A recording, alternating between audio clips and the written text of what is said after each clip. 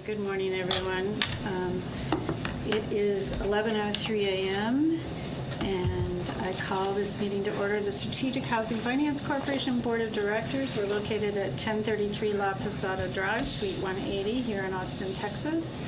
And we will move to roll call by Ms. Honeycutt. President Jan Winning. Present. First Vice President Keisha Prince. Present. Second Vice President Ashley Huddleston. Present. Director Julio Gonzalez Altamirano. Present. Director Carrie Dorman. Here. Director B. Arce. Here. We do have a quorum. Thank you. And Ms. Honeycutt, do we have any citizens signed up for public communication for this meeting?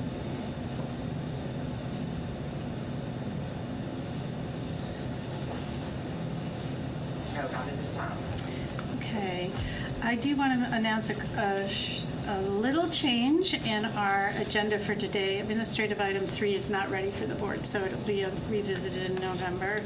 And that moves us to item 4, the director's report. Excellent, thank Ms. you. Gray.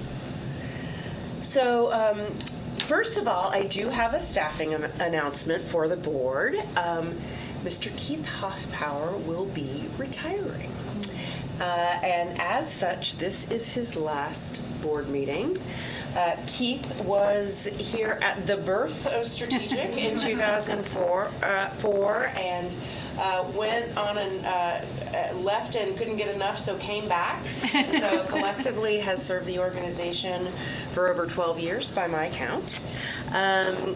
He is looking forward to spending more time with his wife and his first grandchild, who will be born early next year. We understand that there will be some paddling, some fishing, and some competitive body surfing happening. So just are celebrating Keith today. In his honor, we have a special lunch from Gino's in Round Rock, his favorites. You will also enjoy cupcakes. And in addition, Debbie, Keith's longtime compadre, has a token of our appreciation for Mr. Hoffpower. Thank you, Keith, for all of your service. We didn't block our timing here quite right. Here she comes. The anticipation. There it is. Accepted from Debbie, Keith. And so we want to thank you not only for all of your years of service, but especially for welcoming all of the new team members so warmly in the last few months. Thank you. All right, It's been a pleasure. Thank you. All right. Okay, board members, in terms of other updates, I'm actually this time going to just give some highlights of our financials and our portfolio metrics. If you have additional questions, we're happy to share more detail. We ended August at 24 million in net assets, as has been our experience this year with revenues being relatively slow as a result of market conditions. Our expenses did exceed our revenue for the month by $150,000. We are at 80% of our budgeted expenditures for the year and at over 400% of our budgeted revenues. That is largely as a result of the Silver Springs transaction. And so without that, we are under our anticipated revenue at this time. Having said that, we do have 29 months of unrestricted operating funds on hand right now, not including the funds that are in the Housing Production Fund. So we are well positioned to weather the current market conditions. In terms of our portfolio KPIs, we are continuing to see what we think is stabilization in the market. Occupancy is certainly below where we would like it to be, but we are continuing to see about 83% across the portfolio. There are 6 properties that are below 80%, and so focusing on those and working on occupancy there. We do also note that we are seeing aged receivables in our portfolio properties improving. So there's a decrease in aged receivables and also a decrease in turnover. So our turnover in the portfolio overall for August was 2%. I want to finally mention another update is that we did have 4 board members attend Texas Association of Local Housing Finance Agencies last month. What you have in front of you is sort of a handy brochure that was produced in San Antonio that does a good job of giving examples of households at particular AMI levels. This is obviously for San Antonio, not for Austin, but we think it's a great way that really kind of brings to life who we're talking about when we're talking about families at different income levels. Next slide, please. So in terms of upcoming events, as always, is there a problem? No. All right, thank you. You look great in that jacket, by the way. Let us know if you would like to join staff for property tours. We're next week going to residences at Decker, as well as South Park Ranch. And just let us know, because if we have enough directors, we want to notice that as potential quorum. And of course, you know that next week we also have our much anticipated fall briefing to the Travis County Commissioners Court. You will be getting a sort of instruction email on Friday, giving you all of the details. Work session begins at 1 p.m., so staff will at least be getting there a little early to have lunch in the cafe. And then on the 27th, we will be joining the Travis County team at the Habitat for Humanity Carter Work Project. This is their international sort of signature event. And this year it's in Austin, and especially meaningful because it's the first year since the president's passing. So we're excited that the county invited us to join them. And as I understand it, we still have about 3 slots left. Let us know. Just to emphasize, it's a full day commitment. Yes, Is that correct? 7:30 to 3:30. Looking forward to November, we do have a ribbon cutting coming up on the 12th for Daffin Flats, which is in Northeast Austin. It's a project in partnership with Elmington Affordable. And then just generally want to let you know that while it will be a little while before it comes to fruition, we have executed a new lease for Centennial Towers at 505 Huntland. It is pretty much due north of the HATSE office, facing Huntland, and so expect to take possession of that office space sometime early next year. We'll let you know as we progress. That concludes my report. Quick addition on the November 12th Daffin Flats ribbon cutting. Is it your goal to have staff, directors present? I know we've invited our Commissioner Trevelyan, and he sounds like he's going to be in attendance. Yes. What's your goal for that event? I would like to have as much staff and board representation as possible.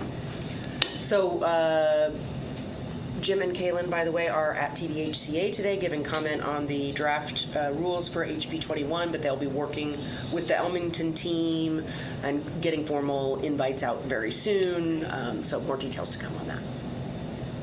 Thank you. Returning to our agenda, our next matter of business is the consent agenda, and as is our tradition, these are items that are routine in nature and have been provided for review in advance. Are there any objections to adoption by unanimous consent of item A, B, C, and D? Hearing none, the minutes and resolutions for resolution number 31, 32, and 33 are adopted. Moving forward on our agenda to our action items, we're on item 6, resolution number 34, consideration and possible action to approve housing market report and strategic aim goals. I'm going to turn this back over to our executive director, Ms. Gray. Thank you, President Wenig. For this item, we are joined by our Deputy Director, David Dianna, who has done the lion's share of work on this item. All right, good morning. If we could go to the first slide, please. What you'll be hearing about today are what our strategic aim targets are for both this year and next year. As a reminder, strategic aim is the way in which we measure production of new deals. I'll first start by showing what the targets that we've worked with the Real Estate Committee are for these 2 years. Then I'll talk about the Housing Market Data Report, the components of the Production Forecast Score, which is a part of the Housing Market Data Report, what the score itself shows for the last 3 years, and then give an example of how we might achieve our strategic aim target goals for 2026. If we could go to the next slide, please.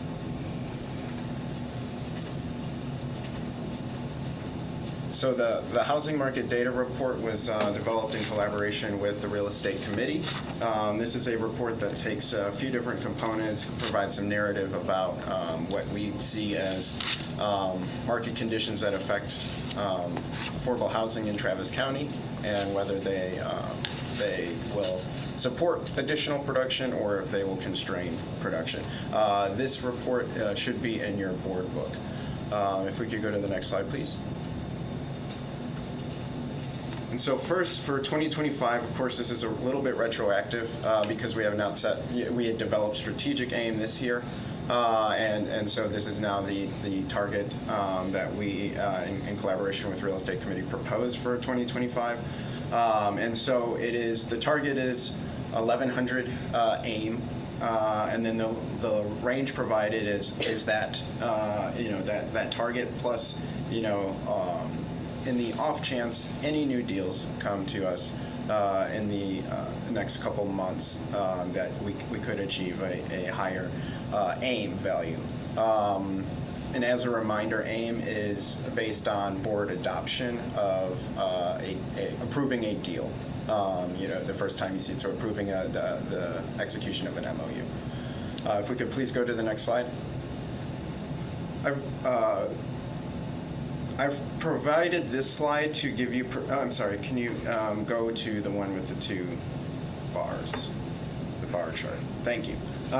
So I've provided this one to give you some perspective on if we had done AIM in 2024, the deals approved in that year, what that looked like. You see it's over 17,000 AIM value.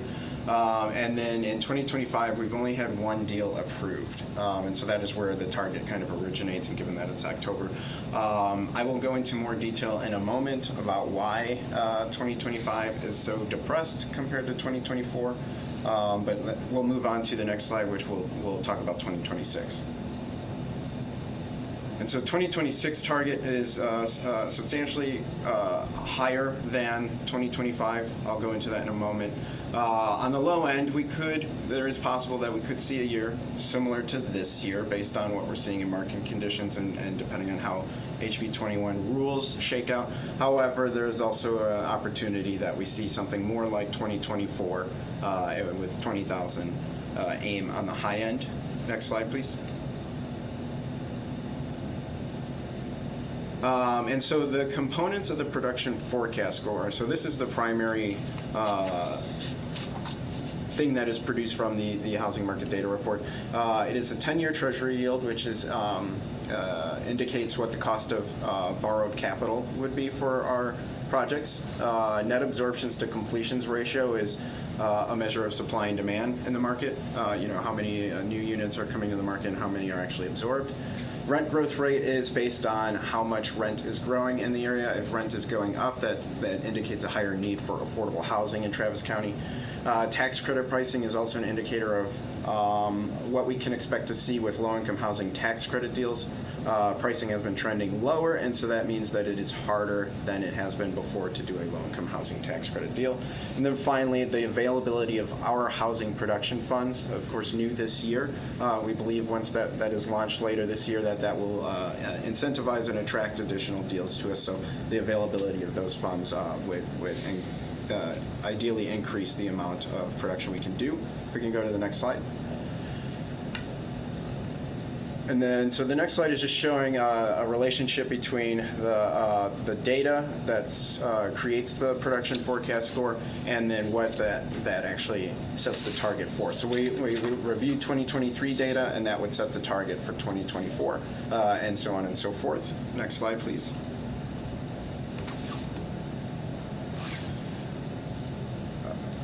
Yes, and so this is what was produced after we do the formula that we have in the housing market data report for the production forecast score. As you can see, 2023, which as I just mentioned, informed the 2024 production, was 4.55, and this is a scale out of 10. The higher means we should expect more production based on market conditions. A dip in 2024, and then a little bit going up in 2025. Next slide, please. And then here's just a table of the components of the production forecast score. Table. And this is done. Like it. I like the colors. Yeah, love it. This is the table. all right. I'm glad there's some appreciation for it. And so what we do is we staff in collaboration with Real Estate Committee rates how we feel each one affects the production, and then also the importance. We here in the room can't see it on the side, but the right-hand column is the importance of these 5 that we rate. And we kept it consistent through these 3 years. So you could see, that 10-year Treasury yield, very important. Housing production fund will be very important in the future. Tax credit pricing is also very important, or very constraining. I'm sorry, I've been using the wrong terminology on that. But we could go on to the next slide. So this here is just showing a table showing the relationship between the production forecast score and the strategic aim targets. And so you see 2026, that's projected. And so you see it follows the trend line of PFS. Now, if you could please click, got a little thing that will pop up on here. You can see that there's 2025 doesn't quite sync up with where that production forecast score line is going. If you could please click as if we're going to the next slide. There we go. Okay. So the reason for that is because of HB 21 that was introduced in the 89th legislative session this year. Have a bomb as a Yeah. Well, you had a bomb on one of them. Yeah, it had a cooling effect just by its existence as Yeah. pending legislation, and then it had created uncertainty as in this period of time between the legislation going into law and rules being released by TDHCA. And so that had a greater impact, I would say, than any market condition did on our production this year. If we could go to the next slide, please. And then again, just revisiting those targets. So this is what we've proposed for 2025 and 2026. And that is the end of my presentation. Thank you so much, staff, and this is an opportunity for questions and clarifications from directors. Oh, I'm sorry. That is not the end of my presentation. I have one more slide. Can we That's go to the great. next? Thanks. I was going to Yeah, I forgot to show you Oh, the the scenario. scenarios. There we go. Yeah, yeah, Yes. yeah. Okay, so putting it back into terms we all understand, units and type of building. So here are some examples on how we might achieve AIM for 2026. So we could achieve that high end by doing 2 tax credit projects and a few workforce deals. We could achieve that target by doing a combination of some of these. The low end is if we don't get any low-income housing tax credit projects and only do a couple workforce next year, which is similar to what we saw this year, right? We've only had one workforce deal approved. And so these AIM values are based on properties that we've already got in our portfolio. So just to kind of give you an example of where those would come from. So you can see with some variation in quality. Right, yeah. Okay, now I'm at the end of my presentation. Well, that was a great slide because it really, addresses the business of the board and the deals that we approve and how we would get to our goal. Right. So appreciate that slide. Now for comments, questions, requests for clarification from my colleagues. If you guys have a question, please hand this up. Oh, I'm sorry. Thank you. Who did? She is the Director applause Arce. emoji.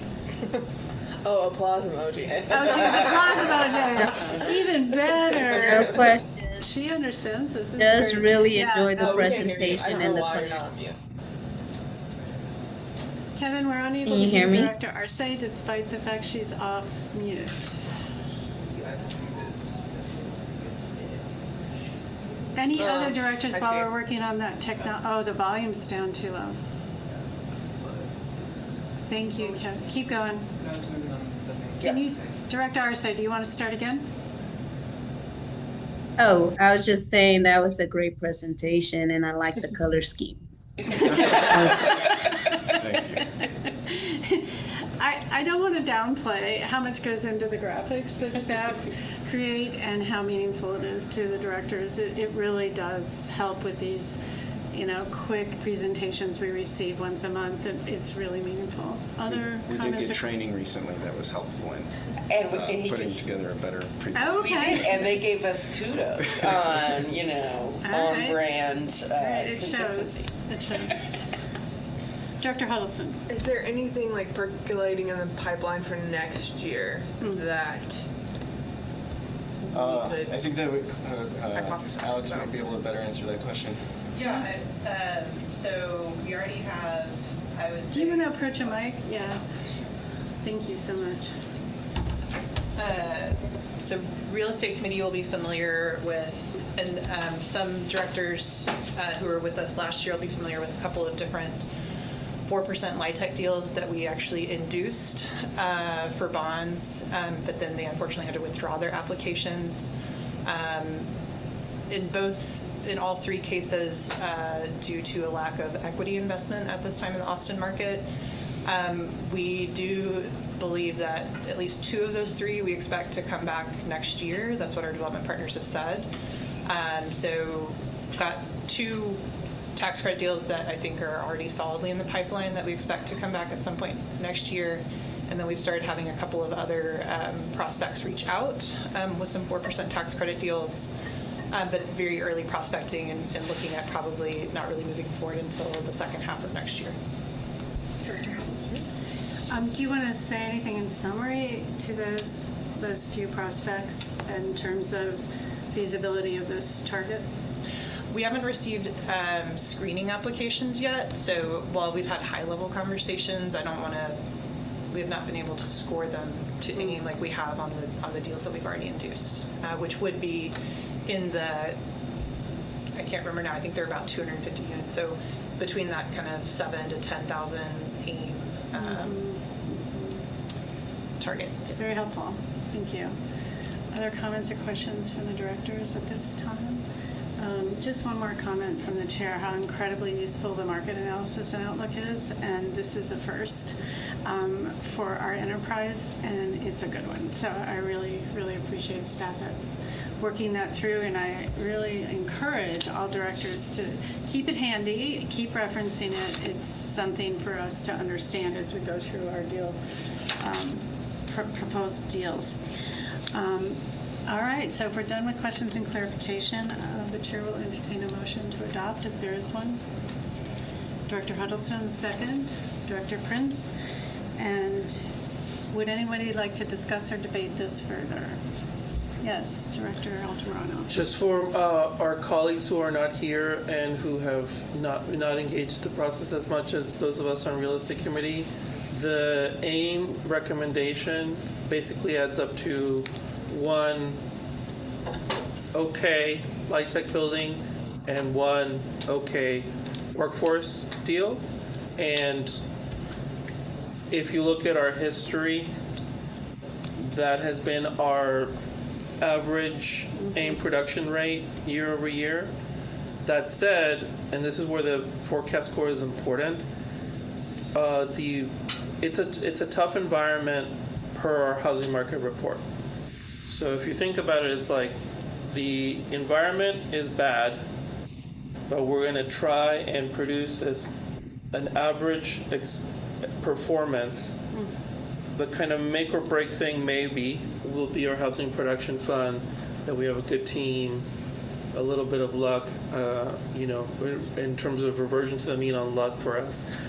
But it is a specific level, and we want to be conscientious about the fact that it is how we will evaluate both the enterprise's performance and the executive director's performance, which is why it was very important that it be this rigorous and written down, because we don't want, as an organization in the future, as there's new board members, new staff, et cetera, to get into a trap of evaluating performance based on subjective, idiosyncratic behavior, which is to say, some of us, based on our feelings or information we consume, might think, well, next year, if we did 10,000 last year, we should do 10,000 again, now that HB 21 is clear. Some of us think it should be 0. Some of us, this helps us have a shared understanding through a shared rigorous framework of what is fair to expect given market conditions. And I want to reiterate that the forecast score is bad. We do not expect next year to be a great environment for light tech deals. It is not zero interest rate policy era. We don't have a ton of subsidy that we ourselves can provide. There's obviously the overhang from production, and that's where all those factors that are in the report come into play. So it is we went through it very quickly, and it was very elegantly presented, but this is what we are supposed to be doing. We're supposed to be producing AIM, so it's an important one to really grasp that this target is what we're supposed to be focused on next year. Thank you. Other comments, questions, discussion, debate with the materials you've seen presented today? If that concludes our discussion debate, then let's put it up to a vote. For all those in favor of adopting this resolution number 34, please raise your hand and say aye. Aye. Aye. Okay, that's a unanimous aye. Thank you very much. Thank you, staff. Thank you, directors. This is a huge step forward. Yay. Yay. Worthy of celebration and yay. And maybe even cupcakes. Okay. Returning to our agenda, we're on action item 6B, resolution number 35, consideration and possible action to authorize the execution of a purchase and sale agreement with respect to a potential sale of Cambridge Villas Apartments. Staff, I again defer to you, Madam Director. Yes, directors, we will have Alex Radke, Director of Real Estate, lay the item out. We are also joined by Mr. Stephen Toira with Fairfield Residential. He is the Senior Project Finance Manager for Acquisitions and has traveled to be with us here today. I do want to let you know that since we distributed the board book, there is an additional potential adjustment in pricing, which will be laid out by Ms. Radke and Mr. Toira, and that if the chair and you elect, you may wish to go into executive session to discuss. Go ahead. All right. Next slide, please.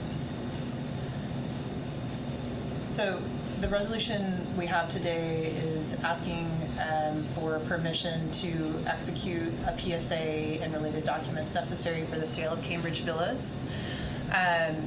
Y'all actually did approve pretty much the same exact language a few months ago, but there have been a couple of different changes into the transaction since then, which is why we're bringing back a revised purchase and sale agreement to you today. Next, please. So as a reminder, Cambridge Villas is a quick property overview. It's our only 9% deal. It reached its year 15 mark last year. It's 208 units, senior 55 and up community.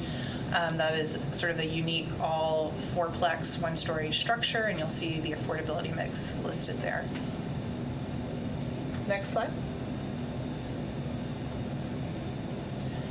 Here's a quick reminder on the timeline because there have been quite a few different pieces to this transaction. So as a reminder, in July of last year, Alden Torch, the partner in the existing partnership structure, exercised their remarketing rights, which started at the end of the year 15 period. Those remarketing rights required Strategic to market the property for sale within a year of that being triggered. So we did start marketing the property. And then in April this year, we came to the board and said, if the new buyer would like to have a new partnership with us in the new partnership, we would like to have some threshold partnership terms to negotiate that. And so y'all passed a set of threshold partnership terms for us to work with. That then resulted in us coming back in July with Fairfield selected as the buyer to approve a PSA at that time at a purchase price of $20.2 million, and then also separately a resolution allowing us to negotiate a new partnership with Fairfield, who had already agreed to those threshold partnership terms that had been set in April. In September, just last month, we came back to y'all and asked for approval to buy out our existing partner, Alden Torch. I'm going to try and make this as quick as possible because there's some other pieces to this, but as a reminder, Alden Torch, as we shared, has been a bit of a difficult third party in this negotiation between Strategic and Fairfield. They also have an internal interest in getting the deal done and getting out by the end of the year. Since there's some ongoing litigation with the property that we don't think will be done by the end of the year, they were pushing for a buyout. And so the board has approved that, and that is the intent and we are moving forward right now, currently working with the existing lender on getting approval to effectuate that buyout. Which brings us to October, here today, where we have a new PSA, which I will go over the price change and one other term that we're looking at changing. Next slide, please. So today, we have that new PSA for y'all, the revised PSA. The main difference is that we are looking at a price reduction from originally $20.2 million to $17.8 million. The draft PSA that had been sent out with your board book last week also had some draft language around a potential supportive buyout loan that we had talked about with Fairfield. I just want to be clear for anybody who saw that, I don't want any confusion. We are now striking that term. There will not be a buyout loan. The only difference then now at this point, we've updated dates, of course, within the PSA to reflect kind of that things have kind of taken a little bit more time than planned, is the price reduction. What we're looking at is pretty much a direct effect of we had signed on, allowed Fairfield to start doing due diligence earlier this summer. To kind of help with speeding up this process, which has kind of a couple of different parts happening simultaneously. Once they've completed those due diligence reports, they did determine that while they had originally estimated around $3 million needed in capital expenditures on the property, which is roughly around $15,000 per unit, there actually is a much more significant capital investment need, in which brought their estimate to $6.3 million, or around $30,000 per unit.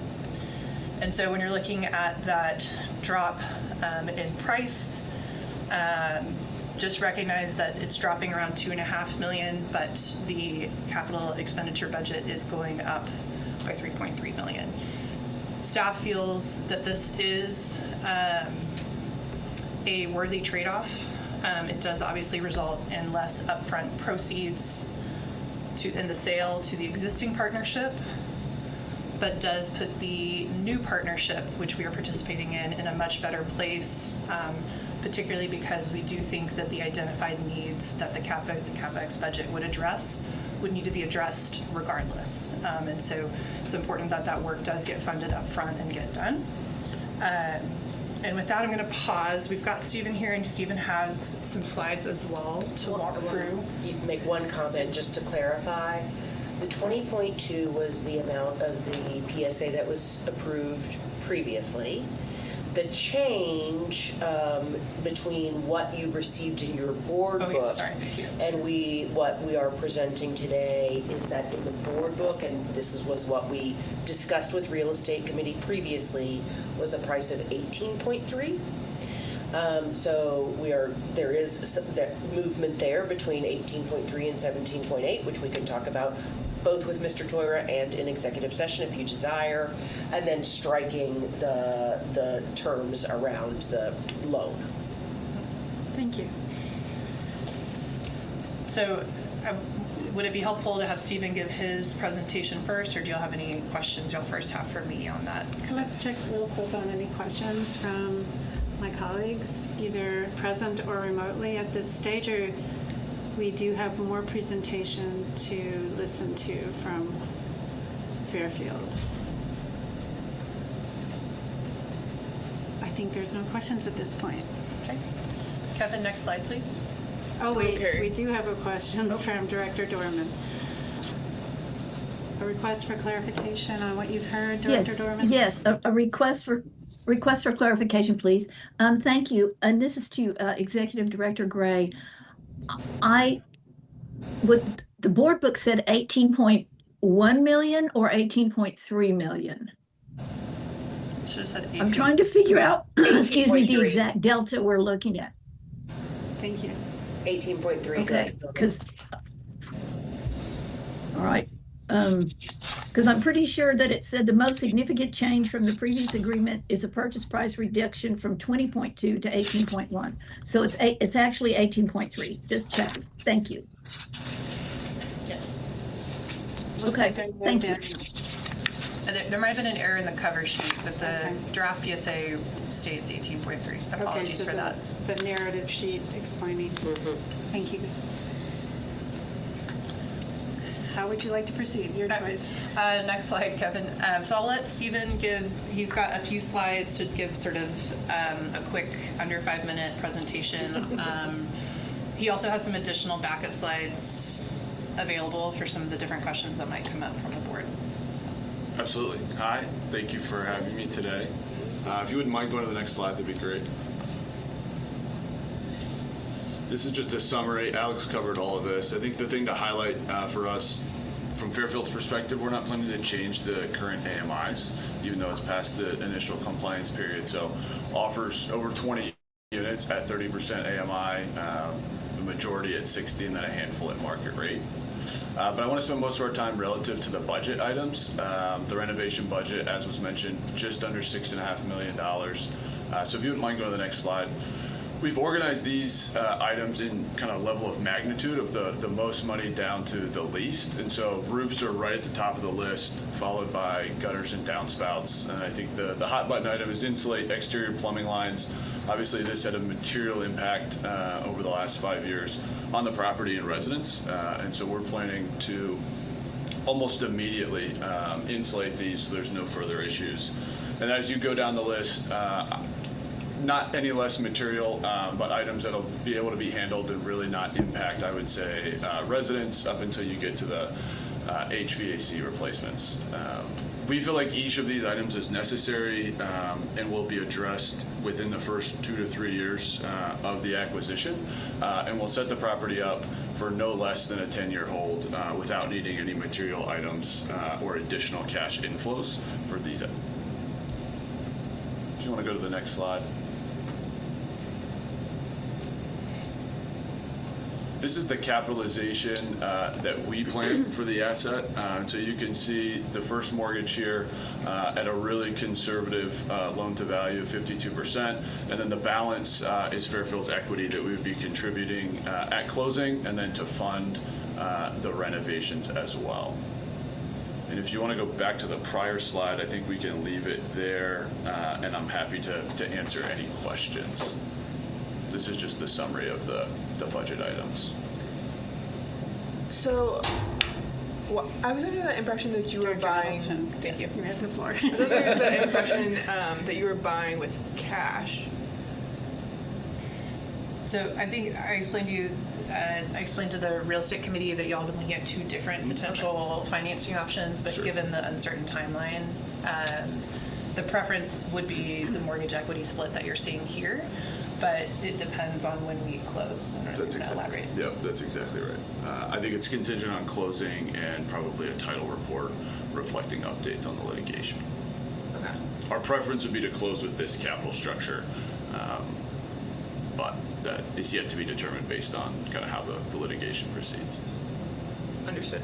And with that, what are your refinancing plans if you go in with this capital stack?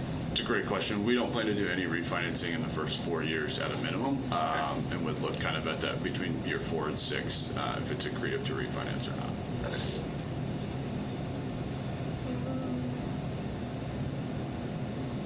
Dr. Huddleston, do you have other requests for clarification? Do you have more slides? Those are my only two. Those are the here. main ones. I Okay. have other slides that we can get into if there's specific questions, but that's all the presentation.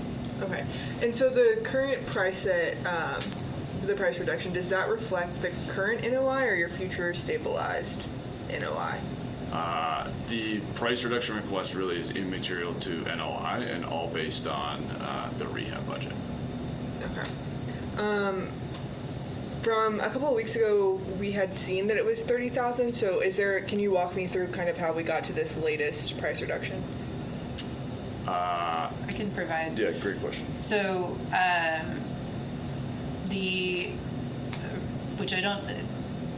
there's been quite a bit of back and forth on different potential price requests. Fairfield had, when they originally provided the full updated CapEx budget, had asked for a price reduction to 17.3, I believe it was. When we discussed with them how some of the rec concerns around the redevelopment fee and then the separate salary budget category, which amounted to around $800,000, Fairfield responded and took out from the pricing side and said we can go up the $800,000, but internally that still would not change the CapEx budget. That $800,000 would still be in there. That is how their business units are set up, and so that still would end up having to get paid. It was just impacting the pricing conversation. Since then, my understanding is that Stevens had additional internal conversations and there's been some internal pressure that regardless of who buys this, there will have to be redevelopment done. There would be a redevelopment fee, and so the price should reflect a certain level of fee, which is why we've reduced from the 18.3 to the 17.8, essentially accounting for a redevelopment fee, but not actually accounting for the full budgeted fee that they have included. Director Huddleston. So we're still paying the 7.5% redevelopment fee with the. No, we are not. No. So the structure of the budget, I think that the part that's confusing here is, remember, the buyer and the new entity are separate. From the seller perspective, we recognize and we are essentially accounting for roughly 5% fee. That's where we're giving on the $500,000, but that's only from the seller perspective. The CapEx budget is still going to have the full kind of categories and kind of structure that Fairfield has laid out. Paid out of their own equity that they're bringing to the table. Okay. So we've gone from 7.5 to 5 on the fee. Is that what I'm hearing? What on the seller pricing discussions, as far as that impacting the pricing from a seller perspective? Okay. I might need to see. I think, again, it is important, and we do have to really walk the line between the new partnership and how that's set up, and then from a seller perspective, what is the correct pricing. And so from the seller perspective, we do think the 7.8 is correct and accurate. Again, recognizing that any new buyer would be doing some work and have some redevelopment fee built into their costs and their pricing. 17.8. Yeah, sorry, I said something else. Okay, can you walk me through why your development fee is 7.5%? I've never seen 7.5%. Absolutely, yeah. And I'm happy to. If you would go forward in the appendix, let me count. I think it's the third slide into the appendix, which should be, it's labeled 2025 TDHCA QAP limit fee. Yeah, exactly. So this is TDHCA's QAP for 2025. This is what they stipulate kind of across the state for low-income housing tax credit limits for fees. And so as you can see on here, general contractor fees limited to 14% with hard costs of $3 million or greater. So that's kind of the category we're in. Every time that we do a project, whether or not is a tax credit resyndication with a new batch of 4% credits, we abide by the TDHCA fee limits. I think it's important to note, so our fees right now are like 13.5 and change. So we aren't taking the full fee by a little bit, we're under that. And then it's important to note as well, if you go to the next slide, TDHCA also allows, in addition to the general contractor fee, a developer fee in addition to that paid to 15%. We're not taking this at all. So we are not requesting any developer fee for the work we're doing. We're just requesting kind of right underneath the TDHCA limit of 14%. As it's broken out with GC fee, general requirements, and overhead. So this is statewide.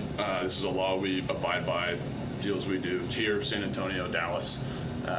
But this is kind of the basis and the backup for this fee. And I've put the link on here to the whole QAP if anybody's interested and wants to read through that. All right, thank you.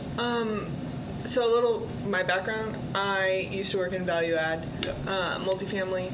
For me, if this was a deal that I was going into, the company I have worked with would only be charging 5%, and Absolutely. that's pretty standard Certainly. across the board. Yeah. And this isn't a ground up development, so kind of walk me through. Yeah, so the big difference in value add, right? Your whole value that you add is you provide some type of rehab, let's say new countertops and appliances, and then you generate your value for your fund in raising the rents and improving the value, and then you sell the asset.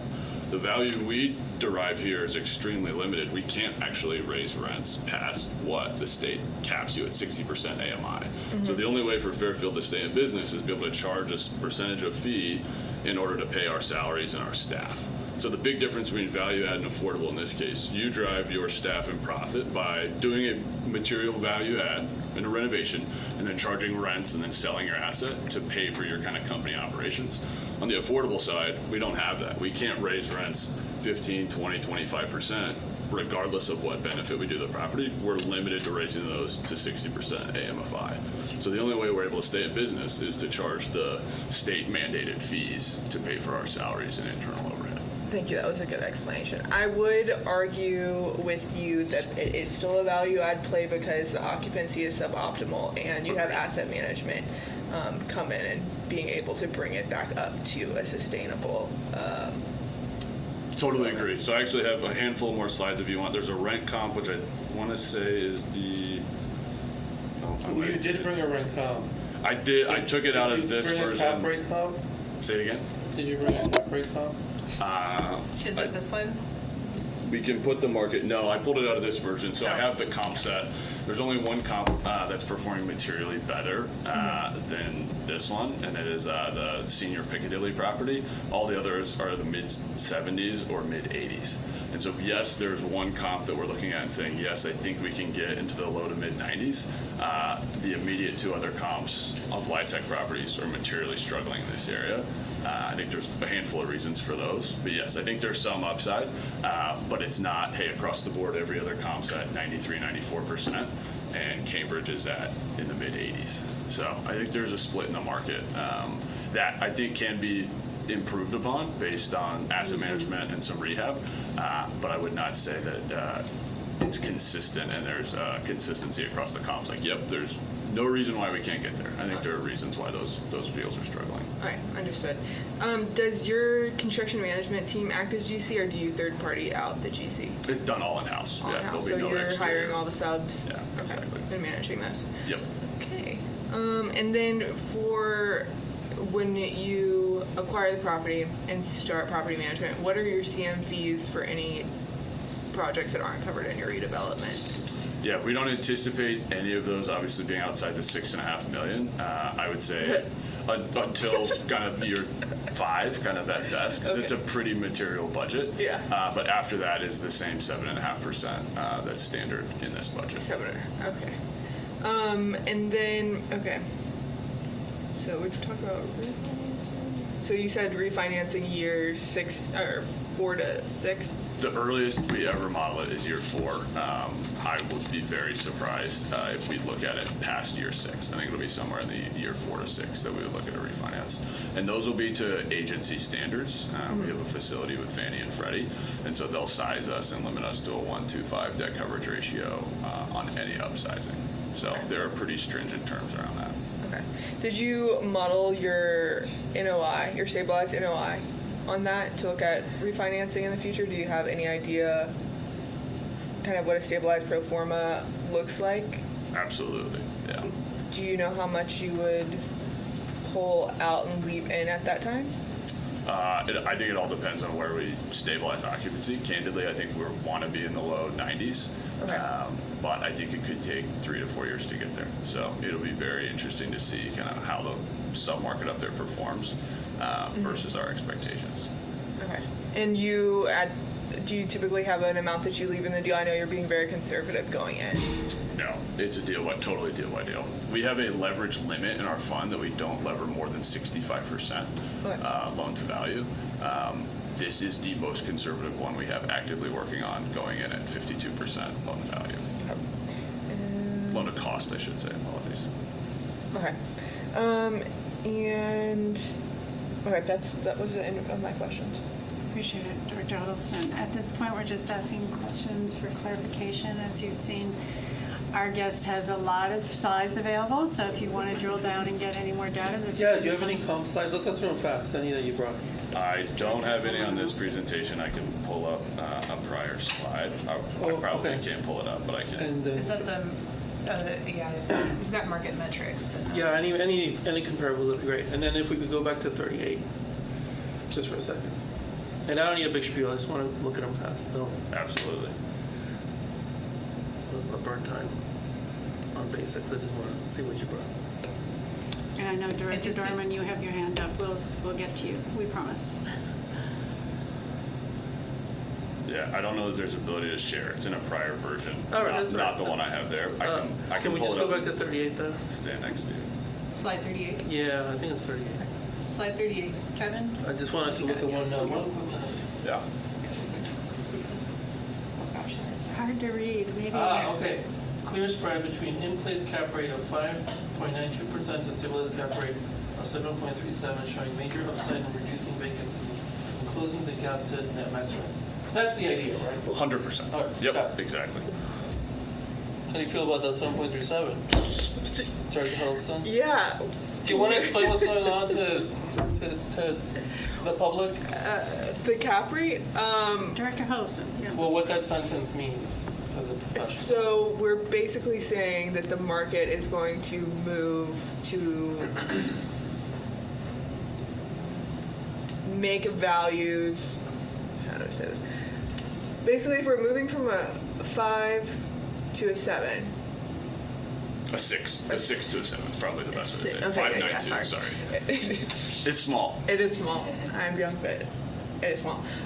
So we're basically thinking that we're losing market value of the property, or like the We're improving as a new ownership, because I'm going to sit in the new owner partner seat. Yeah. My job is to improve the value. As our partner. As our partner, from a 5 cap of how it's operating today to a 7 cap in value, which is a little backwards to think about it that way. But at today's price to buy it, our hope is to take it from a 5 cap to a 6 cap. If you take it from a 5 to a 6, aren't you losing value? Or From a seller 6 to a perspective, 7? yes. From a buyer perspective, I'm adding value. It's a backwards way to think about it. Okay. I'm gonna have to pull out like an Excel Okay. sheet. Appreciate think about that. that exchange. But we participate in the upside, if I remember Yeah. correctly, our Appendix A terms. Yes. And so a lot of our in addition to the value proposition in terms of our mission is we get the cash upfront to fix stuff for our 200 units. That drives occupancy. Yes, yeah. And then we have participation in the economic upside. Right. So those are sort of the three P. And the participation in the economic upside allows us to then, in theory, if we have cash flow, not be in deficit, bigger APF, et cetera, et cetera. So the idea, the play, and the percentage of change is quantified there in a very clear little bullet. So it caught my attention because it cuts to the economic heart of the matter of their expectations. But I wanted to, my experience is in commercial, as you know, and I MBA brain everything, so I'm kind of like, all right, interesting. As someone that has been in residential and value add, was just curious of if seeing it be so explicitly bullet pointed. Yeah. To articulate it from the owner's side, as we're sitting on the same side of the table, we're going to buy an NOI of basically $1,050,000, and we're going to stabilize in 5 years at an NOI just under 1.5. And so we are hoping to add $500,000 to the bottom line. The cap rates are a little off on that one from this example, but those are the rough numbers. And so sitting here 4 years from now, I'm going to say, instead of distributing X percent of $1 million, I'm going to say we are now as a partnership distributing X percent of hopefully $1.5 million. And so your distribution as we add value to the asset obviously goes up. We're buying it at the specific basis today, and so that's why the cap rate goes from a 6 to a 7.25. It's because the basis stays the same at what we buy today. Oh, okay. Yeah. It's backwards as a seller, okay. yes. And part of- I was like- but one of the things I also wanted to register is like, Okay. we're not selling it that cheap. Yeah, We're not. yeah. No. We're not selling it that Okay, okay. cheap. You fixed my That was brain. my sort I of- was like, I'm saying it. Now I'm saying it explicitly to you. Okay. We would not be selling it that cheap. okay. And I so was like, that's not some good. of the things, as we've been talking about some of the stuff, But that's the efficiency of like generating cash from the, yeah, okay. but the whole thing is Okay, they gotta put in the money so it's nicer to fill it up.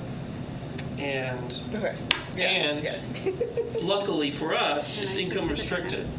It's Yeah. income restricted. Yeah. So, but that is part of, Yeah. that is his fee rationalization. Okay. Whether we find it makes persuasive, sense. we will discuss, but Yeah. the fee rationalization is like, well, I'm adding this value to make it nice so it gets filled up. So But that's on like the current basis. It's not, okay, all right. Director Dorman, I believe you had your question up. You had your hand up for a question. Thank you. Sorry. Hello, hi, and thank you for your presentation. So this is really a layman question, so please bear with me. You're asking, the proposal is reduce the purchase price by 500,000 and up to 6 million will go into capital improvements.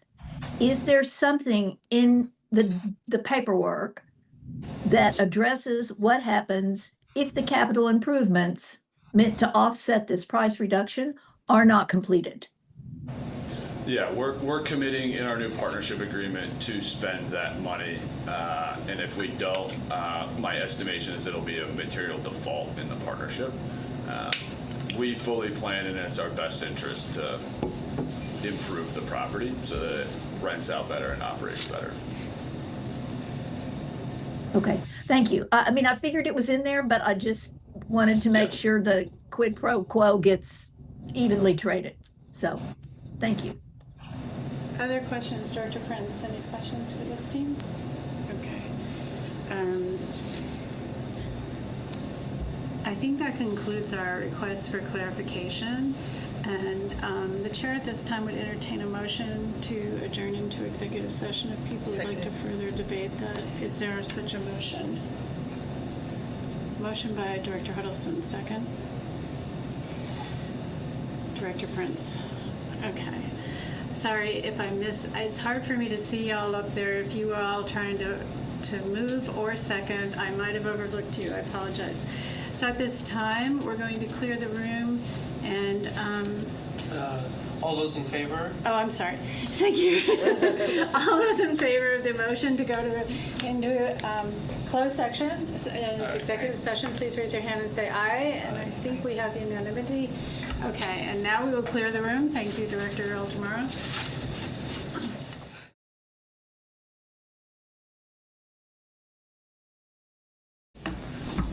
Okay. Reopening this meeting of the Strategic Housing Finance Committee in open session. It is 12:59 p.m. on October 9th, and we have just concluded our executive session and are moving back into our action items. Item 6B is a resolution number SHFC-2025-35. Is there a motion to bring this resolution to the floor? Director Prince? Director Altamar, no. We now have the opportunity to discuss, debate this resolution before this board. And I think we're going to also invite some comments from the directors that we heard during executive session, if anyone wishes to comment at this time. Director Huddleston. Thank you. So what led to this last minute bringing this to the board and staff of yesterday? Relative to To the price reduction. I think the price discussion's been an ongoing discussion for some time now. I think in preparation for wanting to get to the board meeting and get approval to execute a PSA, the last probably 2 weeks have been the most intense conversations. Okay. But there was some final, this is the price we need yesterday? I think in my original request, it was at a lower price, 17.2. And so there's been ongoing discussions about if that had to be the final price or not. But we're willing to agree to a higher price than kind of what our initial request was and would remain to be. Okay. Which includes the full fee in the full budget. Okay. In the future, if this goes through and passes, we have a process that we adhere to. Any negotiations or substantial dealings typically go through REC. I feel personally uneasy. That's the real estate committee? Got it. Yes, the real estate committee. I feel personally uneasy approving this with this coming to us last minute as of last night. So I would just like you to know my feedback on that. I appreciate that. Are there other comments any director would like to make at this time or debate on this item? Director Dorman. Thank you. I'd like to tag team with Director Huddleston. I mean, I do understand there are negotiations in retail things, in real estate purchase and sales. But it seems that some of these factors were known prior to our meeting. I mean, there was a price floated of 18.3. Now we're at 17.8. Our paperwork says that there was some suspicion that the rehab costs could be what they're coming out to be. We appreciate that you have stuck with us. This has been a long slog, but I just feel like I need to say it's a difficult vote today because new things came up that maybe could have been parsed out earlier. And I think it would just have sort of greased the skids for us. And I just would ask you on a go forward, I know that we are bound by process and we are not independent actors like you all are, but we do need to respect that process to the maximum extent we can.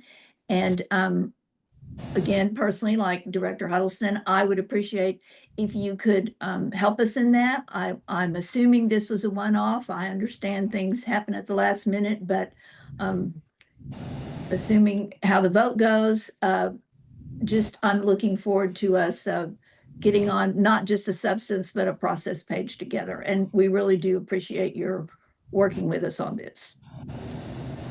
That is well taken. I appreciate it. Additional Thank you. comments? Director Altamirano. I believe in second chances. I do not believe in third chances. You used up your one process extra life today. We're a public agency. We're tasked with a turnaround in perception. Obviously, you were here for the presentation where we had a piece of legislation that obliterated our ability to produce this year, in part because people think our agency is type, do not protect the taxpayer.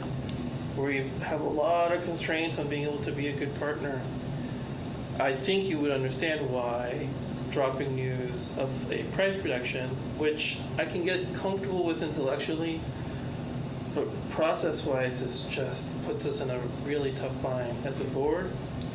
But I wouldn't even think so much about the board. I would think about the staff. The staff are the ones that are put in a really tough place because they want to keep having a good relationship with you.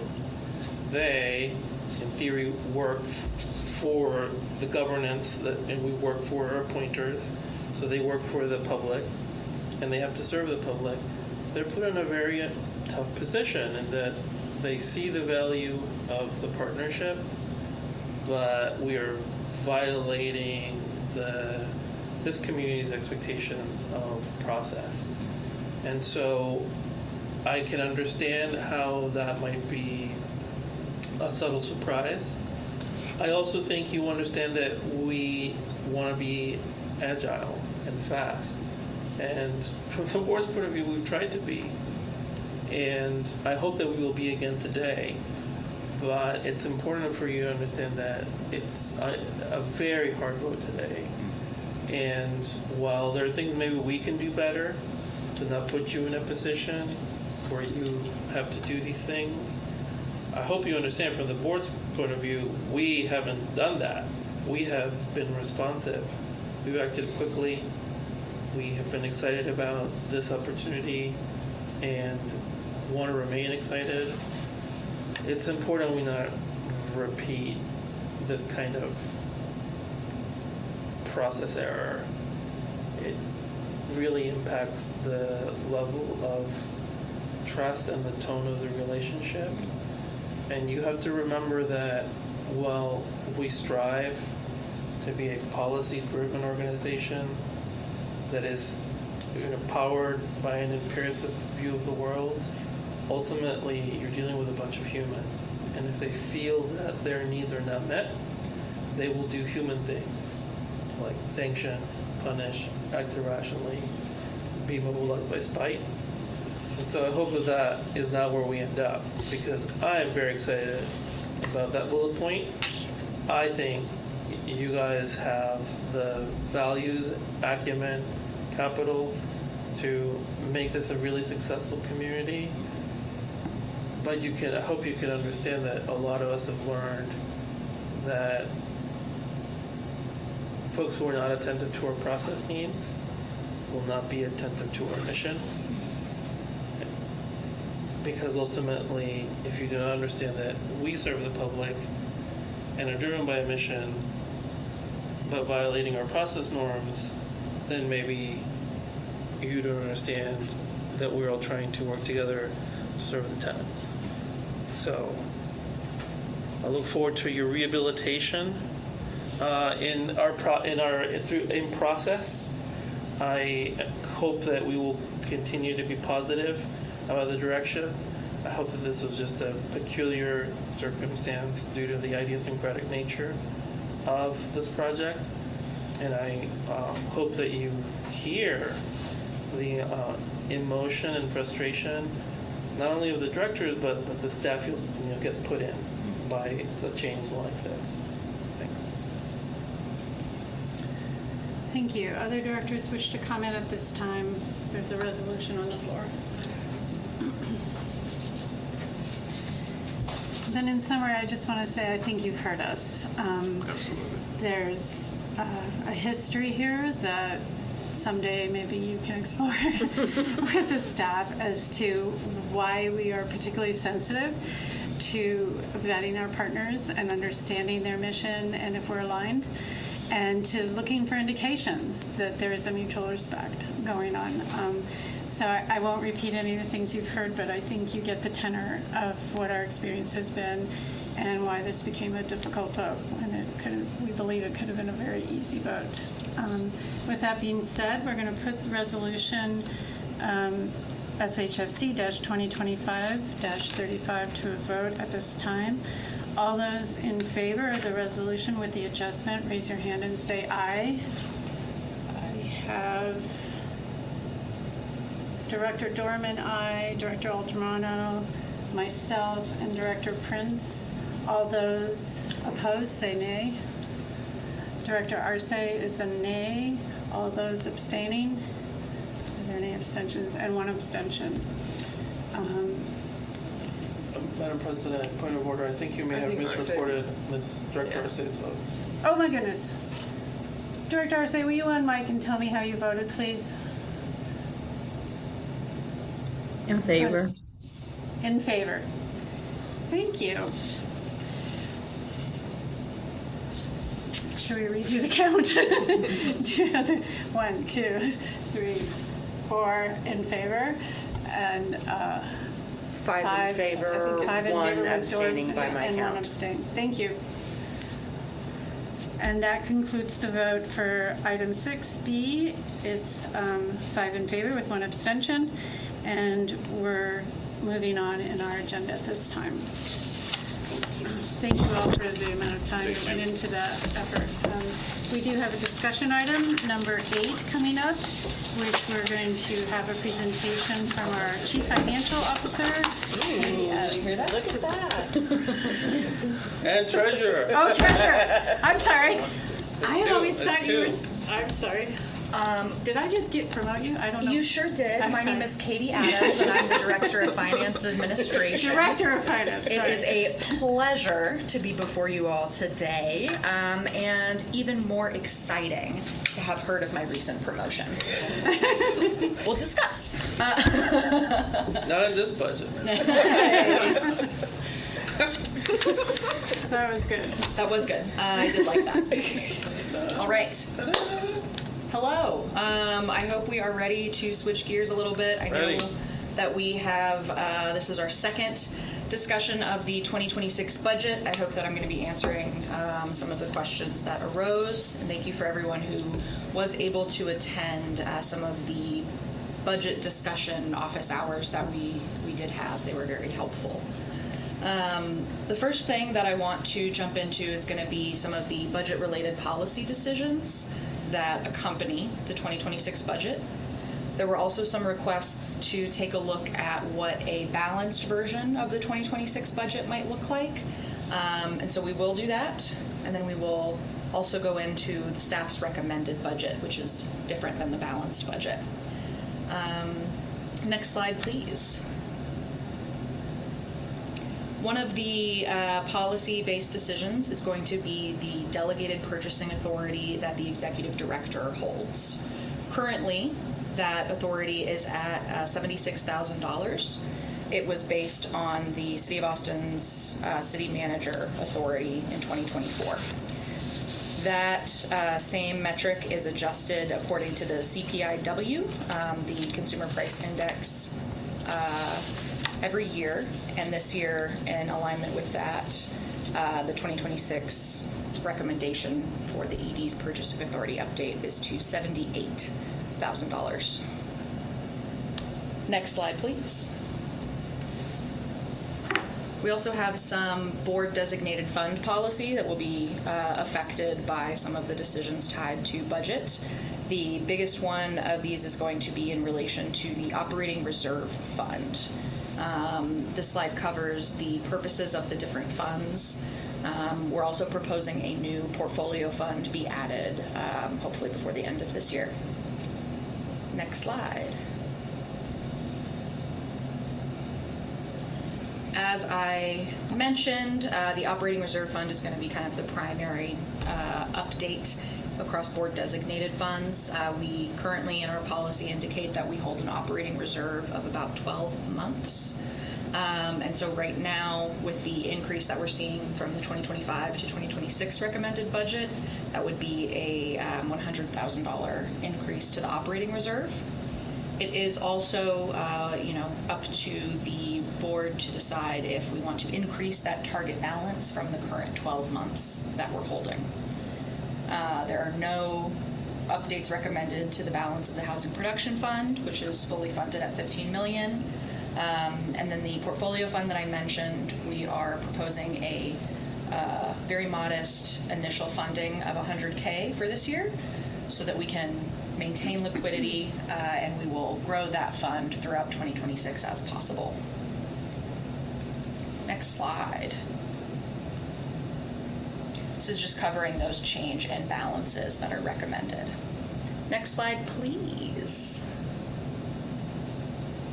This is the proposed order of funding. These were previously laid out, again, in the board designated funds policy with the establishment of a new portfolio fund, which we are recommending. We would shift the order slightly. So I wanted to show that this is kind of the priority. We're maintaining 6 months of unallocated operating cash, then 1 year of full operating costs in the operating reserve fund. Because the Housing Production Fund is fully funded, it will sit pretty and look cute until we are able to mobilize it. And in that time, we will be filling the portfolio fund. This is under the expectation that the HPF would be deployed when? For the first time? So the expectation of deployment does not affect the waterfall. Okay. The idea is as we have additional funds, I gotcha. right? Where Where do we I'm put fine. them? Yes. Next slide, please. There's another policy that is affected by budget, and that's going to be the employee benefits policy.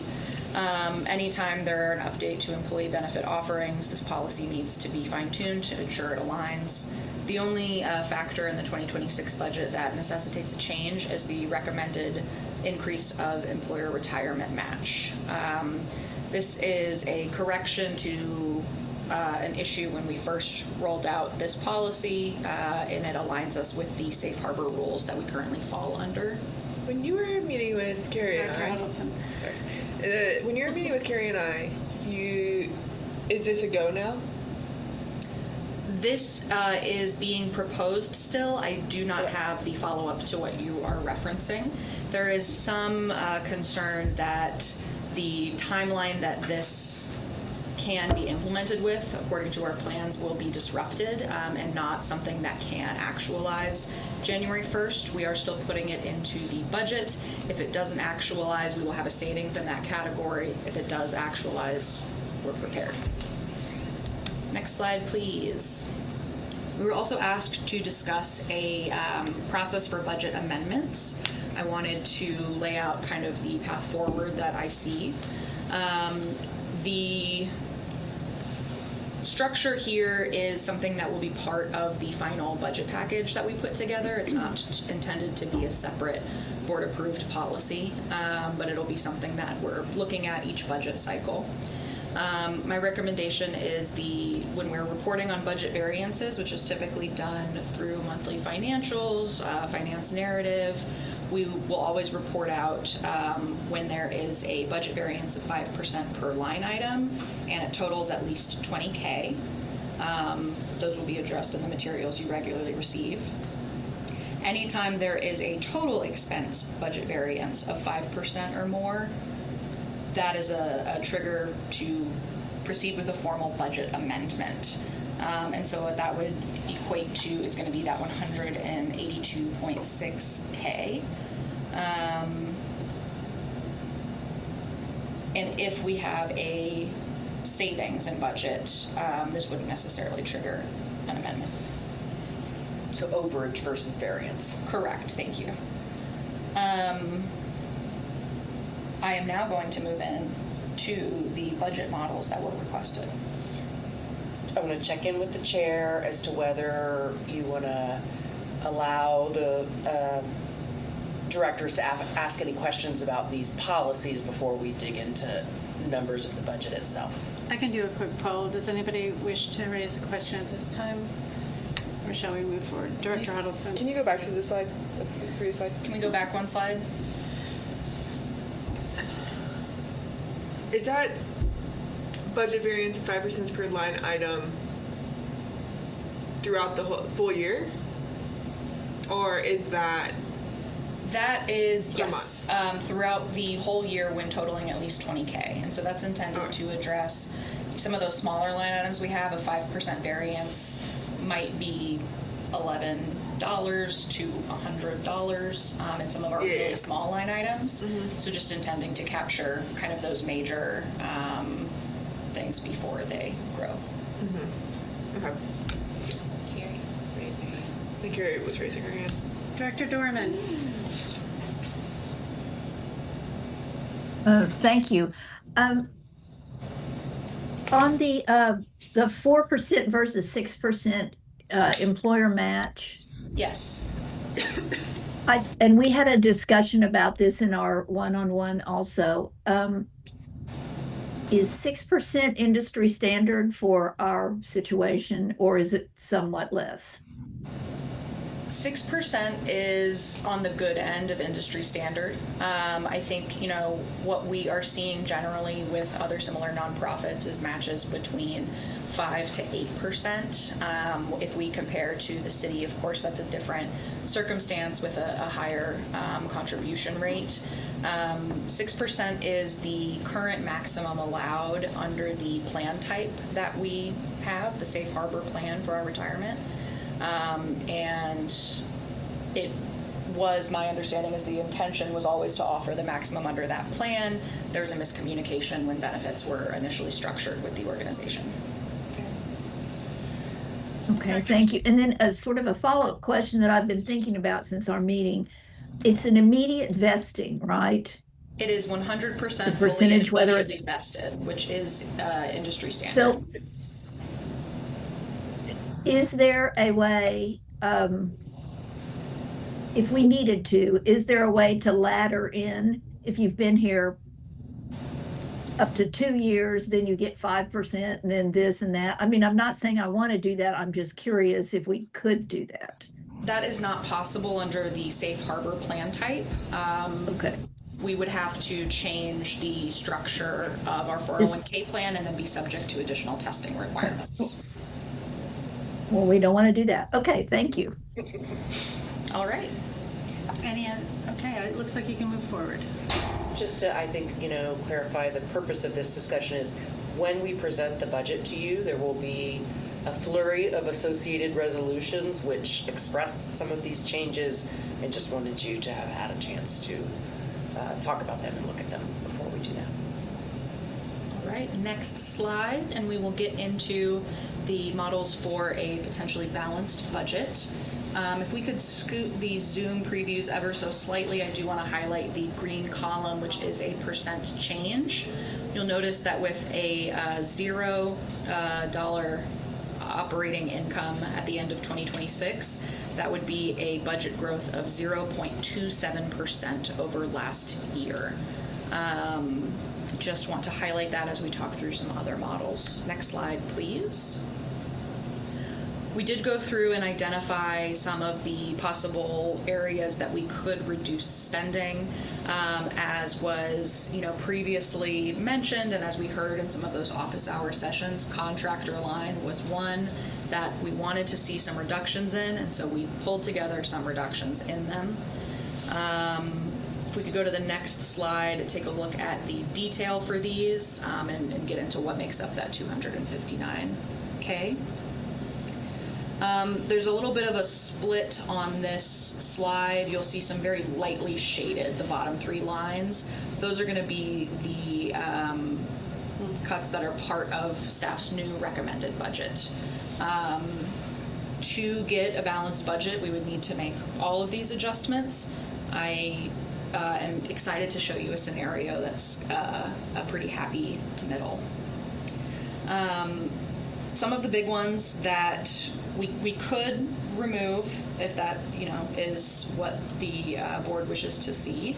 But that would, of course, impact some of organizational goals and needs. One would be we may not need to update our audit scope for 26.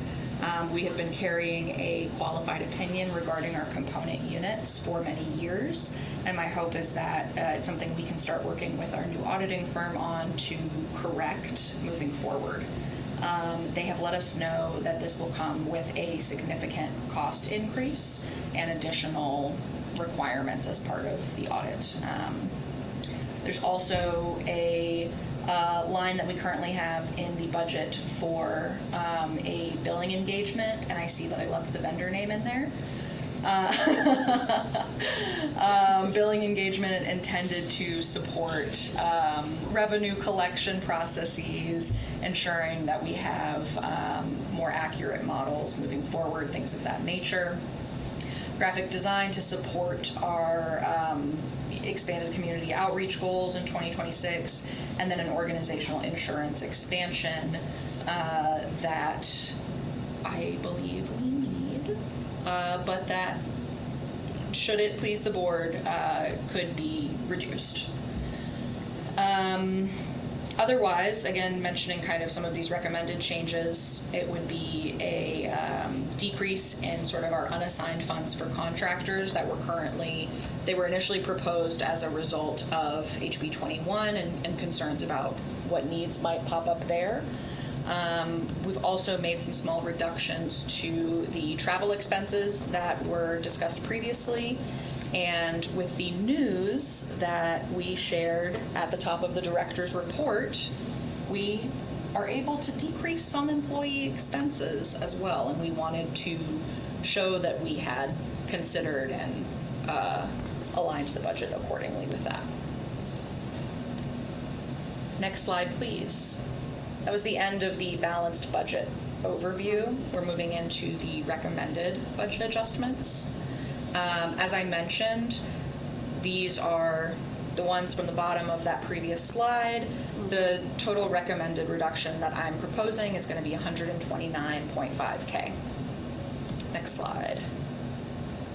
In that scenario with 129.5K, this is sort of what we're looking at. The green column is the recommended budget. It translates to a 4% increase over 2025.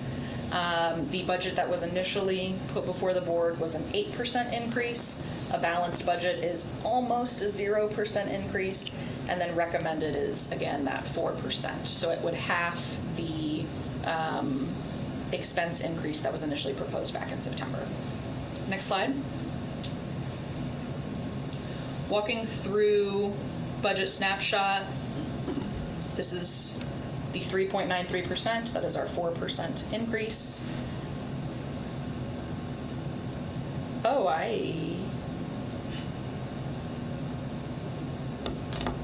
I'm so sorry. Let's go back one slide. I think I'm missing some fun slides in here, and I apologize for that.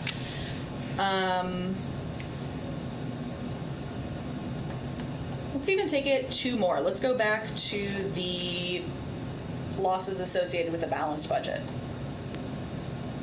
Thank you. So just to show us kind of these three line items that are the ones that staff is recommending that we reduce the budget by, I just wanted to make sure we were able to discuss those. Again, it is that decrease in unassigned contractor funds, travel expenses, and then an adjustment for employee expenses accordingly. Katie, remind me how many trips it is for travel expenses and conferences? I believe we had 3 per staff and 2 per board, and that has been reduced to 1.5 per staff and 1 per board. There are some small reductions in per diem allotments. We had used the GSA Washington, D.C. rate, and I rounded it down ever so slightly as well. That is what this $9,000 decrease represents. Is that it? Just, we can talk about this. I'll DM you. I Email you mean? She needs DM. Let's She look had at DM. it. You're not on social. I could DM him on She's Teams. being hip and young with me. We gotta follow PA I have and Teams. Toma these days. I have Teams. Or Teams, okay. I had developed like a, since you're saying like 1.5 trips, I had developed a framework, SOP, for like how to rank trips that I could share with you. Sure. Yeah. And I apologize if it seems obvious, with what goal in mind? With what, just making sure that who's allocated to go to what ranks with like what position they are, the relevance to them. Got it. And whatnot. That is something that we do assess as trips Perfect. come up. I did not want to get too deep into that as a budgeting process. Because we have a budget for 1.5 trips for all staff, of course does not mean all staff will go on 1.5 trips. We will certainly have some people going on 2, some people on 1, and those will be assessed, yes, according to what's appropriate for their position, their role, and what the needs of the organization are. Care to share? If it's 1.5 I think we they knew would what get 1.5 stuck. meant. They would be left We understood the in the middle of the 1.5. second We're good. trip at the trip. Well, I am sorry. I wasn't just intending to be funny and hilarious. I was Funny to also. me. Let's move on. Sorry. Let's sorry. move on. Yeah, it's Please, funny to let's me. move All on. right. That is the end of slides that are available. We may want to go back to 2 slides ahead. Sorry. Proposed budget reduces expense increases by half. This is kind of the Yeah. summary slide Yeah. that I want to be showing. All right, so directors, you've been, this is a second board discussion in open meeting about our proposals from our staff for how to proceed with expenses and revenues for 2026. It also marks the completion of special office hours, sub-quorum meetings with staff to vet all of your questions. I hope you feel like you've had an opportunity to ask and comment on anything that was either confusing or that you wish to have deleted or added. But this is your last round for discussion right now. Does anybody wish to discuss this further? I'm seeing no hands raised. I think Justice. You're Well, highly we gotta sensitive. You're very Madam good. President. Director Altamirano. As the senior member on F&A, I'm curious what guidance we want to provide the staff as a full board to prepare a budget for our adoption. And I have noted in the past that Director Huddleston and Director Dorman have made arguments for moving in a more balanced direction. I know that they have now received a proposal, and I'm curious about their assessment of that proposal so that we may be in a position to adopt a budget. Thank you. During the office meetings, you did make your recommendations known, right? I communicated the status of budget line items that were asked about. I did not, this presentation has been finalized between now and then. Okay, because I had understood that earlier, but I might be the only one. So thank you, Director Altamirano. We do want to make sure that our committee knows how to proceed from here with director input. Is there any comments people want to make on staff recommendation at the 4% increase? Director Huddleston. I've learned to read your net. I would say great job.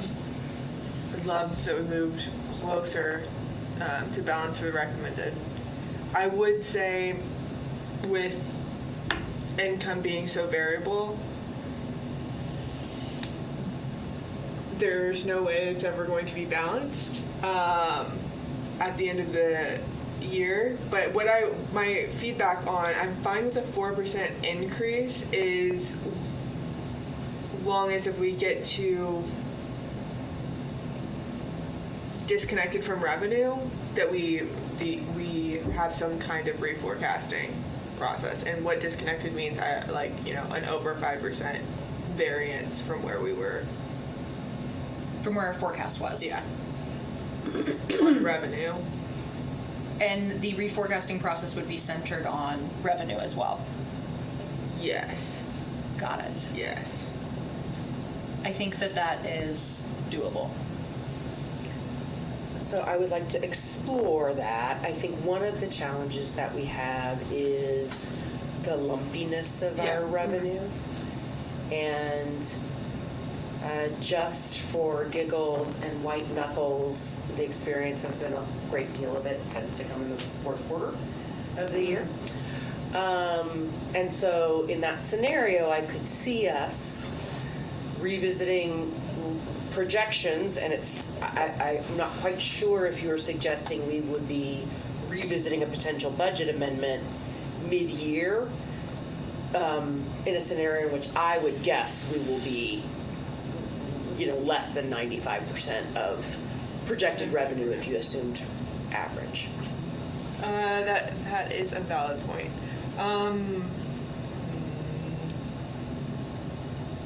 Let me think on that, because I hear what you're saying. My interpretation of the request was that maybe we could perform a reforecasting exercise on revenue, and then based on that process, there may be this decision on is a budget amendment something that is required. I do really appreciate this consideration, and I think that we are seeing this year as well an expectation for increased revenue in fourth quarter. So it might be something that we need more time to learn about. What a fun job you have. We'll do our best, and it'll change, and we'll do it again. Director Gray, when you were talking about the lumpiness and just trying to make this process one that's manageable, should we revisit things? Do you see maybe using the committee structure to get feedback at different times, or how do you see utilizing the F&A committee as an asset? Well, certainly any changes to budget we would vet and discuss in F&A. I am hesitant to, I think if we want to make a policy about sort of, required budget amendments or discussion or et cetera, then that's a separate policy. We talked about it in F&A. Yeah. I was the only one there. So let me Please. So let's get to the chase. You can't do the forecast because by the time she's got to do the forecast, there's not enough data for it to be helpful. So if we want to change our budget in the middle of the year, at say month 6, we would need to be looking at data in month 3 or 4, but then we don't really have enough data to have a substantive decision that makes sense to prepare a budget for it. So it just sort of it starts to break down bottom line because we don't have enough granularity and we have too much lumpiness. The lumpiness, it's paradoxical. The lumpiness makes reforecasting very hard. I think in some ways we just gotta accept the variance of the